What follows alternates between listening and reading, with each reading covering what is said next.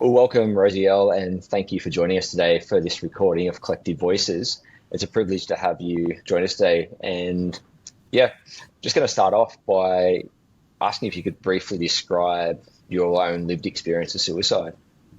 Yeah, thank you so much for having me. So I experienced suicidal thoughts from a very young age, and I first attempted suicide at the age of 12. I then attempted suicide again at the age of 14 and was hospitalized. And after this particular suicide attempt, I started to receive counseling at a child and youth mental health service. But unfortunately, many mental health clinicians didn't understand that my suicidal distress was often a manifestation of trauma, was closely tied to other experiences of adversity at that young age. And then throughout my life, other experiences of my suicidality and further suicide attempts were also a manifestation of trauma or related to adversity such as discrimination or other things that I was experiencing in life. I had a lot of complex needs and responses that were misunderstood, such as being autistic, having anorexia nervosa, which was also had a particular relationship to my suicidality. And I developed anorexia nervosa at the age of 8. So that was often quite not recognized how my anorexia was related to my suicidality, such as like the malnutrition aspect and like how malnutrition also interrupts your sleep. So I had like such severe insomnia that was also related to my suicidality and the constant malnutrition. Um, and having complex trauma, I often experienced psychosis, which I started developing around the age of 14 as well, which was also related to my suicidality and the stigma I was experiencing for having psychosis Mhm. and the isolation. And also because I'm an LGBTIQ identified person. So all of these different complexities often weren't really understood. In particular, my autistic communication patterns were profoundly misunderstood. For example, if I became nonverbal or struggled with eye contact, clinicians would accuse me of being manipulative or trying to engage in power games with them, rather than recognizing that this is a child that's becoming highly distressed and is feeling unsafe and needs support to meet their communication needs in a different way. So they tended to trivialize or invalidate the seriousness of what I was experiencing. So I often felt very alone, and that, led or I internalized a lot of stigma, and that led to further, intensification of the suicidality.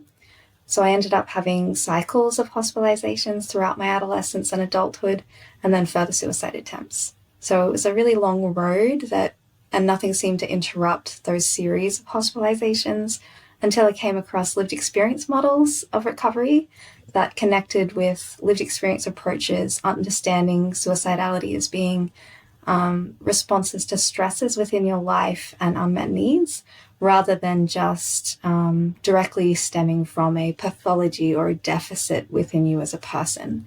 So when I was able to connect with these different models and really understand where my suicidality fit within the broader picture of my life and all the constellation of factors that contributed to it, I was able to then link in with the needs that my suicidality was connected to, and then find different coping mechanisms and find ways to keep myself safe, and also communicate what I was feeling to people in a way that was, an earlier way of communicating what was going on for me, because I finally understood what the suicidality actually was. Thanks for sharing. You've got a beautiful way of articulating those experiences, and you sort of summed it up as like the complexity of it.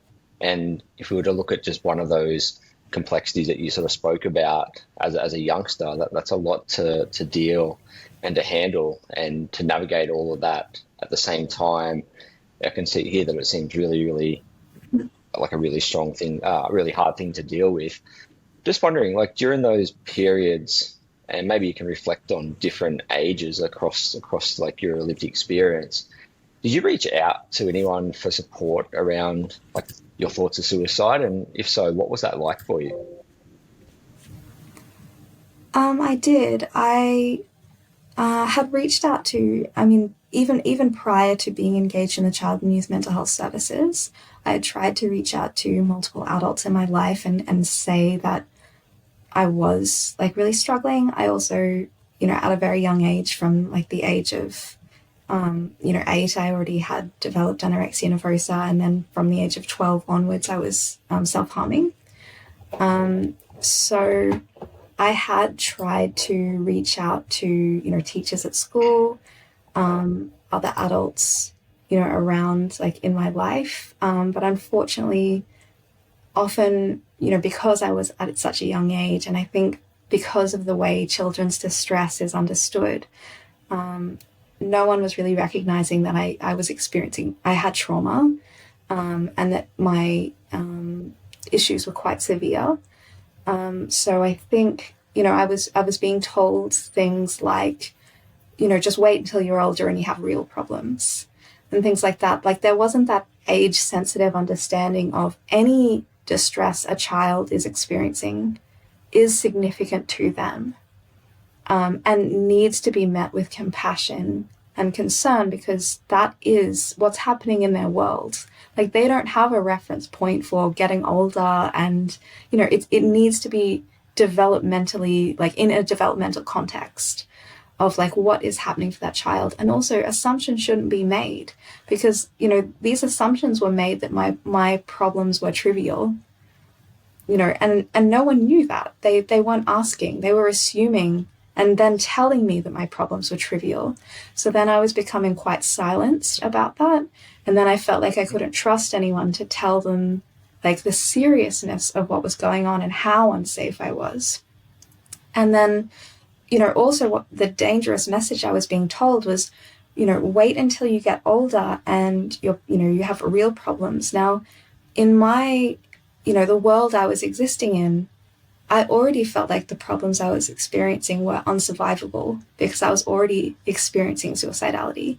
I was already feeling like this is a world I don't want to wake up in anymore because I feel so unsafe. I feel so worthless. I feel unloved. I feel like I can't just exist in the world without being scared all the time.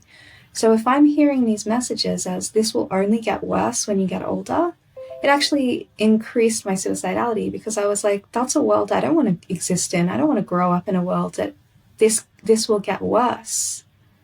So it actually increased my hopelessness, and that's very dangerous. I think those kind of responses were very well intentioned, but it was just a misunderstanding of children's distress and how you should, respond if you're, seeing a young person who is struggling and saying that they, are upset about something. You need to approach with curiosity and not make assumptions, but really, understand that whatever concerns they're having will be very, very valid and important for them and will feel like really big problems for them. And definitely not to make assumptions that any problems they have, aren't serious because you don't know. It's a really beautifully articulated response, and to be in a young place experiencing thoughts of suicide and have that experience somewhat squashed and told just wait till you're older. Like I can see sort of that scenario creating that cycle of, okay, that's a future I don't want to be in. With that being the message that you got, like you've touched on compassion and curiosity. What did you actually need at that time from those people? Like what could they have done in your, like from your perspective now reflecting back? What did you need from them? I think asking questions about like how I felt about myself, how I felt about like my life, what was going on in my life, other people in my life, like kind of starting out like gently, and then maybe asking, were there things happening in my life that maybe made me feel unsafe, made me feel scared, made me feel confused, made me feel like I wanted to run away, or I didn't want to be around other people. So like questions that could be connected to suicidality, but maybe particularly with a child's understanding. Like, I didn't always, because I was so young, I didn't have the language to say, I'm anxious, I'm depressed. When I was 8, I didn't have the language of anxiety or depression. So often the manifestations I was saying were, I feel sick, I feel scared, I feel upset, my stomach hurts. Like, I would be describing anxiety in a very somatic way, or describing depression in a somatic way by being like, I feel heavy, I don't want to go anywhere, I'm too tired, I'm too, my feelings are too big.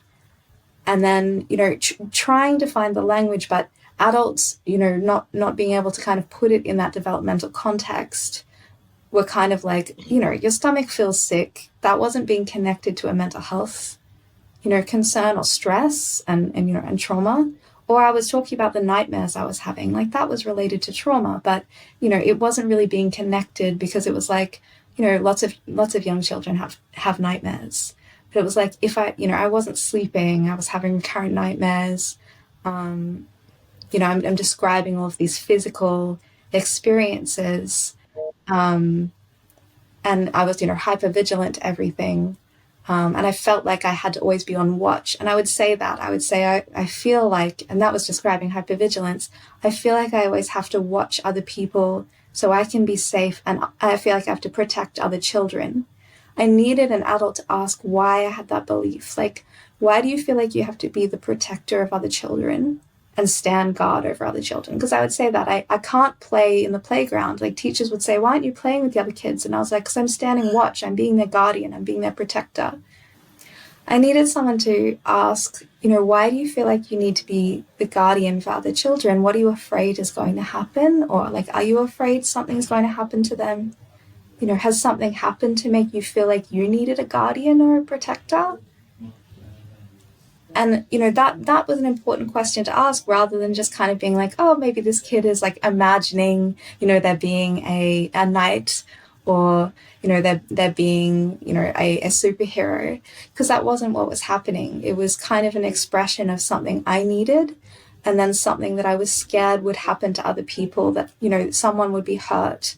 And I wanted, to watch and feel like while other children were playing, someone was watching for them. It sounds like a very common scenario where people's, and not just like young people, but adults have their emotions and what they're feeling just squashed rather than have assistance in terms of like helping you regulate them. How has that played out in like your growing older, like hearing those messages around, like not validating what you're feeling and pushing them away? How has that played out in your life, and how have you developed to have such a great self-awareness that you have now? I think over time, I started to really try to link into, I was always sensitive to my own emotional state and other people's emotional state. But I think over time, particularly with suicidality, I realized that I needed to continually check in with myself, because, I was experiencing chronic suicidality, and often that story isn't always told. It's when you hear about suicidality, it's often told in a way that, you will have an episode and then it gets better, and then it sort of sounds as if you recover and then things are fine, you get better, and then everything will be okay. But for me, I was like, but I've continued to experience suicidality for years. So how am I going to keep myself safe from further suicide attempts? How am I going to keep myself safe if, when I try to communicate, people don't always understand? Like, are there different ways I can communicate it? But also, how do I just understand what these different feelings are and what they're related to? So often it was like really trying to do kind of like a self-scan and like link in at like multiple points during the day of like, how am I feeling? especially because I would be so dissociated and disconnected all the time. And then all of a sudden, I'd feel like I was in a suicidal crisis, but not know how I got there. And then over time, the more I was checking in with myself, I could realize like when it started to heighten, this distress was starting to heighten. So I started to be able to recognize it earlier and earlier. And then once I was starting to recognize it earlier and earlier, I could start to recognize the different things that might have been, related to why my distress was increasing. And then all of the different factors that preceded it, early factors that I could, help myself for, and things like, realizing that I wasn't meeting my needs in different ways, or I was, had reached out to someone for support and then, they hadn't really understood. And then I had, felt like a sense of burdenness, felt a sense of shame. And that the internal critic that was like, going off in my head about that, then like increased a sense of worthlessness. And then like that led to like heightened sense of suicidality, or, other things happening like, if I'm not sleeping as well and I'm, struggling more with malnutrition to do with my eating disorder, that then those are like creating underlying stressor factors that are like heightening the vulnerability. Mm-hmm. And then if other things in life are happening that are increasing the stress, then I started to be able to create more of a like self-care foundation that then means like when stresses come along, I'm not as at much of a risk to begin with, because I'm trying to take care of the other factors and meet my needs to begin with.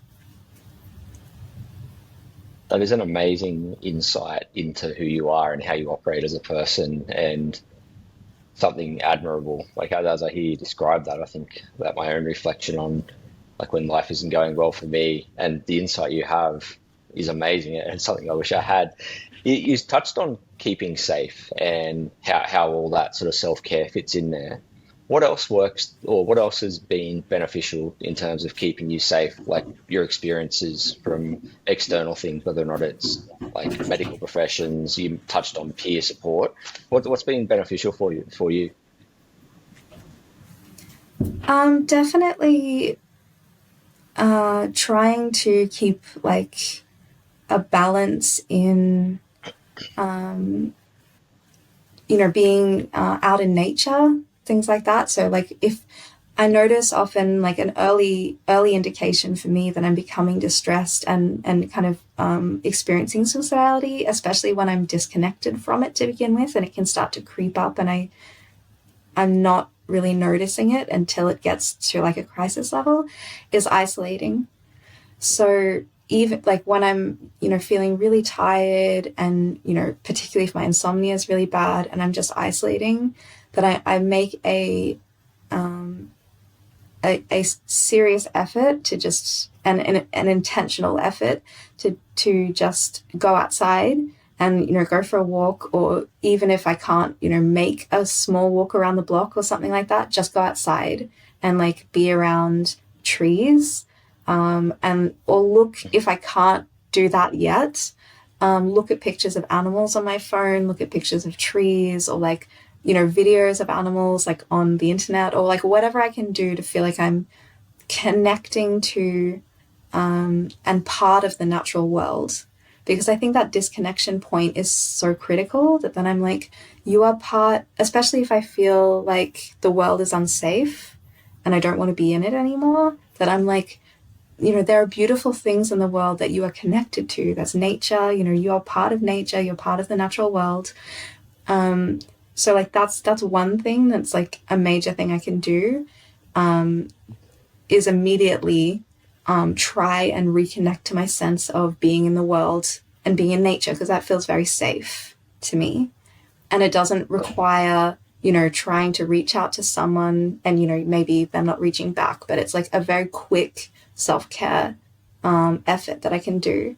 And I try to do that every day. There's also listening to music so that I'm getting a level of emotional engagement, particularly if I'm quite dissociated and detached. So it's kind of like trying to bring my emotional self back online. and break that sense of disconnection because I need to reconnect my emotional self, or like, your emotion, your like soul, your emotional essence, your spirit, your emotional being back into your body to be like, so you can reconnect with other people, you can reconnect with the world. Because like the longer you stay disconnected, I think it's harder to kind of recognize and challenge suicidal thinking because the like disconnection becomes so like deep. So like, I really make an effort to listen to music, and if I recognize that I'm experiencing suicidal thoughts or feelings, like I listen to music even more. Um, and particular kinds of music that are really special and emotional to me, I will listen to like particularly over and over and over again. Um, and then like the more that like I'm starting to feel like a little bit able to do it and a little bit better, I might try something like writing poetry, calling my sister, um, engaging in therapy, things like that that can help with the baseline of keeping well. Great, great. And yeah, amazing examples of how you do that. I want to sort of shift the focus a little bit here. Now, you sort of mentioned that you've had long periods of experiencing like thoughts of suicide and having that in your life. Just wondering if you've got any experiences that stand out to you, yeah, of a time in your life when you've been thinking about suicide. And wondering if you've got any examples of where you've received compassion from someone, or a service, or you've had compassion that's really stood out. Yeah, I think one in particular that was particularly because like at the beginning I didn't receive compassion, but then like later on I received compassion, and like the difference was so profound and it had such an impact. So I this was where I'd gone into hospital. I was quite unwell with my eating disorder and also psychosis, so I was hospitalized for both, and I also had suicidal thoughts. So I, was that particular hospitalization was for a variety of those factors. And I'd actually attempted suicide in the ward. And then, and part of that was because, I'd been reaching out for help consistently with staff, and I'd kind of been told by staff that they felt like I was like a complex case. They didn't know how to help me, and they felt I was sort of hopeless, a hopeless case that they didn't really think I was going to get better. They didn't really know how to treat me, and they felt like they'd come to like a point where there was no further to kind of go clinically. They didn't really know what else to do. Which I think might have been a combination of like gaps in treatment models, or other things, but it was kind of like it it felt really hopeless to me, and also like also what I was experiencing internally, but the combination of also other people saying like you're beyond help, like there's nothing else we can do to relieve like the distress you're experiencing, and we don't understand what you're experiencing, we don't understand you. Like I felt so alone, I felt like I had no future. I'd come in feeling that way, but then it was like I was hearing that back and it was reinforcing it. So I attempted suicide on the ward, and I had ended up in a coma. So after I'd gone through rehabilitation, at first, after I'd been, rehabilitated and was back on the ward, I had some responses of anger from staff, which I think was a manifestation of like concern and worry and things like that, or just the complex feelings that happen after, a suicide attempt, which can happen. But, I was told things like, you've traumatized our staff, and, we don't want to treat you because of what had happened, the suicide attempt. So I felt even more like worthless, and I hated myself. And I was like immediately planning another suicide attempt. There was a staff member who sat with me like a lot and was trying to tell me that they believed that I would get better. They believed in my future. They could see hope for me, and they were like, you have such an incredible, bright future ahead of you. Like, um, you're going to heal. You have an incredible capacity for healing. So many of us do, and we don't know our capacity for healing until we find it, and we tap into it, and you will be able to tap into it. Um, and I think just being able to step out of that sense of feeling like blame and anger and judgment and isolation and connecting with a person was huge. And then I could kind of start to just feel like I had time. I needed time to heal, but I feel like someone was supporting me in that, to be like, we just need to focus on you healing and whatever you need to heal. And that was huge because they were just sitting with me alongside my distress. They weren't trying to solve it. And I think that's what I needed. Was I needed someone not to be trying to fix anything or solve anything, but to listen and show care. And like that was a huge difference. It's a beautiful story, and it really does articulate compassion at the heart of it. What role do you see compassion playing in supporting someone who's experiencing thoughts of suicide or suicidal crisis? I think it's everything. I think it helps break that disconnection, which I think is a huge part of what happens in suicidality. Um, and it can help you challenge like the beliefs and like the critical thoughts that are happening while you're in suicidal thinking and emotions, because you can develop these like beliefs about yourself, beliefs about other people, and beliefs about the world and the future. And if someone is taking the time to connect with you and show you compassion, it can start to challenge those beliefs without you even necessarily having to say what they are or like verbalize them, and especially if you don't entirely understand them yourself. But if you're feeling like you're a burden, or you don't belong in the world, or things like that, someone being like really kind to you, and showing that empathy and showing that care, can kind of help you feel like you can keep going, and you can keep talking to people, and that you can feel like there is a future. Um, and it does kind of help you challenge the narratives you have about yourself that you might not even kind of realize are happening, because someone is showing you that you absolutely are worthy of compassion, and they're taking the time to show you that. And I think that's huge because so much of it is the isolation is a huge part of it as well. That you're like, you know, um, if someone is showing you that this matters, and this matters hugely, it does challenge like maybe beliefs that are going on for you, that you're, invalidating how much your distress matters or how much your life matters.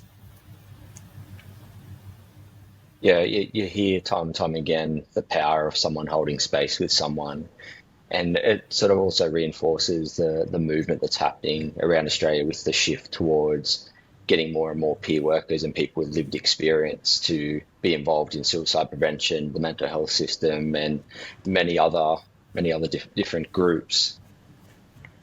How has lived experience shaped your outlook on life? Um, I think it's definitely, um, I mean, some of the impacts it's had for sure has been realizing that I didn't really have developed a concept of a future for myself. I was always living moment to moment, kind of in survival mode. Um, so I realized that things that I wasn't doing, like, caring about my health and well being, putting things in place, to support a healthy future for myself, they didn't exist because I was, trapped in the trauma survival mode. And, often that like chronic suicidal thinking where I wasn't imagining a future, or like the kind of future I was imagining was like the next day or like a few minutes ahead. It wasn't like, years and years ahead. So once I realized that, I was able to realize I don't actually have a developed future self, or a future for myself, in any real sense that like lots of other people kind of innately have. They're imagining a future, so they are taking time to, you know, take care of themselves, like go to the GP, or like, you know, make decisions that lower their risk of like being in accidents or like something like that. Planning their trips home and things like that. I wasn't doing stuff that could be considered very adaptive and healthy because I didn't have that future self. So once I did that, I was able to really think about my life and how I can put safeguards in around my life to develop that, like while I was developing that sense of the future. So like that was one thing. I think another thing is really being aware that of like the diverse stresses that happen for people and how they can impact people in so many different ways, and like the different ways we need to be, open to hearing what's happening for people and develop, curiosity and compassion, and not that kind of idea of, you know, oh, what happens in, someone's home should just, be their business. Not in terms of like, invading people's privacy or something like that, but like if you, see something that might be concerning, like maybe you should show concern and show care and ask, rather than being like, that's not my, like, not something I should ask about, because that could make people feel very isolated. And it might make people feel like they're alone, or maybe other people can see something's wrong but aren't asking. So kind of adopting an approach of being like a concerned and caring community member, and taking an interest in other people, checking in with other people, and that lots of people have diverse, and important roles and values that they can contribute, and really being, open-minded to that. You've really been on a pretty remarkable journey. And if you reflect back from that 12 to 14-year-old and the different time points throughout your life and where you are today, like you've achieved some amazing academic achievements and supporting other people. Have you got a proudest moment? Oh, that's hard. Well, I think in terms of, like there's a few different kind of aspects of things that I'm proud of. I'm proud of the fact that because of what I've experienced in the, mental health system in outpatient and inpatient services, that that created a drive to want to contribute to mental health system reform. So, that I, used my lived experience to study my degree in psychology, my master's degree, and then, become a peer support worker, and, now, studying my PhD, and then become involved in, co-design research, co-design suicide prevention research, and, advocacy and consultancy work in suicide prevention. So I'm because I'm, so passionate about the involvement of people's lived experience in research. I'm really, really proud of being part of that work, and, being part of all of the amazing change makers who've, created all of these steps, and then, building on that work and being part of that work to, lead to better knowledge and services and outcomes for those of us who are affected by suicidality and, mental health, concerns more broadly. I'm also proud to have been part of, sharing stories, because, for me it was so important to hear other people's, lived experience stories, and not just recovery and healing, but also, when people are in the thicket of things, you also need to hear those stories as well. Not just when people have come through the other side, because also, you can experience recovery and healing and then start struggling again. But you also need to hear, the stories of people who are going through it. But being part of that work as well, I've had, people tell me that hearing a lived experience lecture or a lived experience talk that I've given has helped them feel less alone in their experience or their bereavement. And that's how I felt when I heard other people's stories. So, like, paying that gift forward, being part of sharing that hope and supporting the community, I'm really proud of being part of that. And I hope other people can be, part of that for themselves. Mm. Yeah, you highlight so many beautiful points there, and you just so blasely rattle off the academic stuff that you've achieved and the work you've done as a peer worker. What's going to sustain you? I think, this work is really important. I'm sustained by the passion other people have, and the reasons that we're involved in this work is because people are worth it. Our lives are worth it. Having greater a greater sense of meaning and hope is worth it, and a greater sense of being able to live the kind of lives we want and express ourselves safely and be who we are, like, that's always going to be worth it. And I'm always going to want to contribute to and support people with lived experience being involved in research, helping to develop resources so people with lived experience can be involved in research, encouraging other people with lived experience to be involved in research or advocacy or, lived experience work in general, mental health work in general, and definitely suicide prevention and postvention. Yeah, just because I think people are worth it and, deserve to have someone recognizing their distress if they're experiencing distress, walking alongside them and hearing them, just really hearing them. It's a beautiful message. So, just as we sort of finish up, I've got two final questions. The first one is, what would be your message to someone who's experiencing thoughts of suicide? Yeah, and that they're after something to hang on to, some hope or something. What would be your message for them? I think it can be really hard to hold on to hope when you're experiencing suicidality, because it really does feel like the distress and the pain and the suffering you're feeling now, you can't see a way out of. And you can't, and particularly if you've experienced this for a long time, you're exhausted. Um, and, it even is so physically in your body, it can't, you just want relief.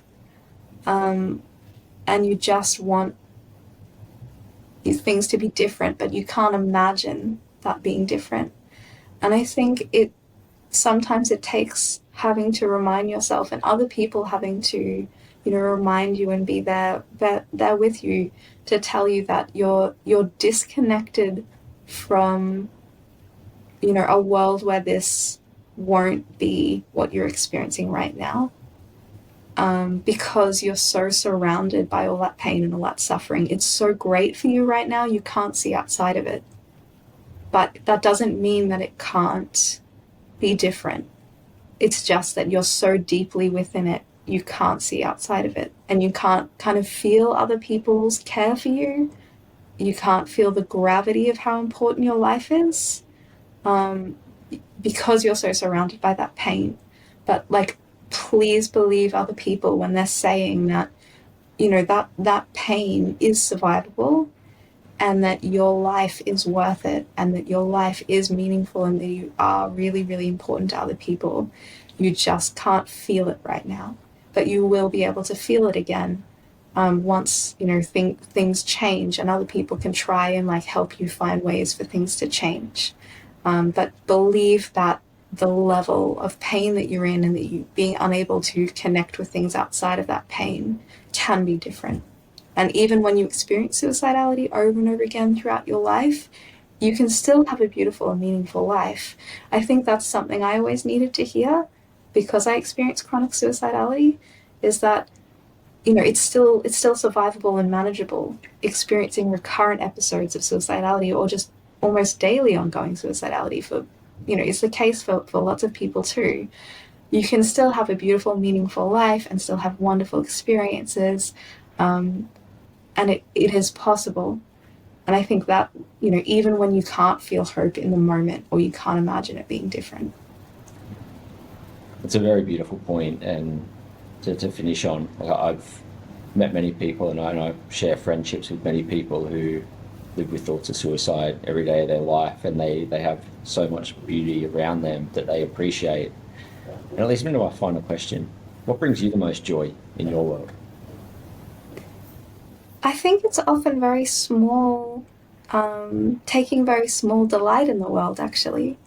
And I think that's another thing that I would want people experiencing suicidality to think of as well, is often you don't know the impacts you have on people in like all the small ways, like all the small interactions people might be delighting in about you.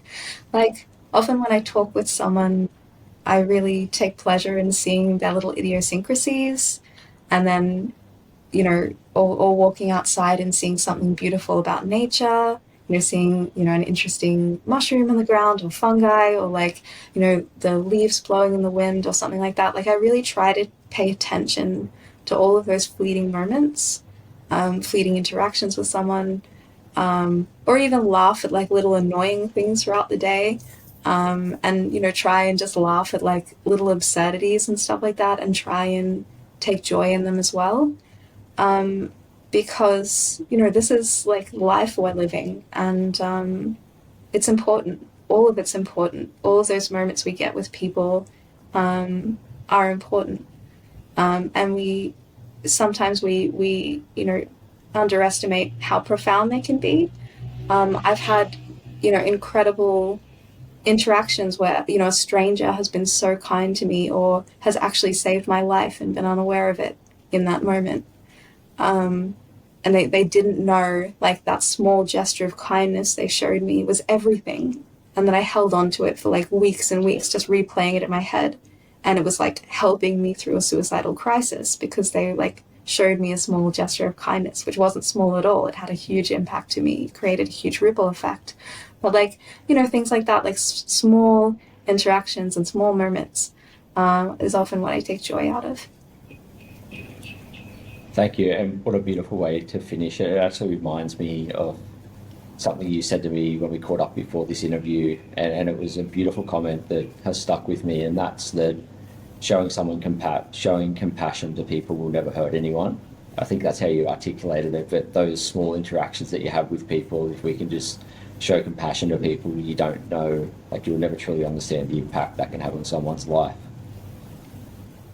Yeah, Well, I really absolutely. want to thank you for your time today and your honesty and your messages that you've shared. I'm sure that your stories and the way that you've articulated your own experiences, your own lived experiences, are really going to help many people who to navigate life and navigate their own experiences of suicide. So thank you so much for your time. Thank you. Thank you for the opportunity and the time today.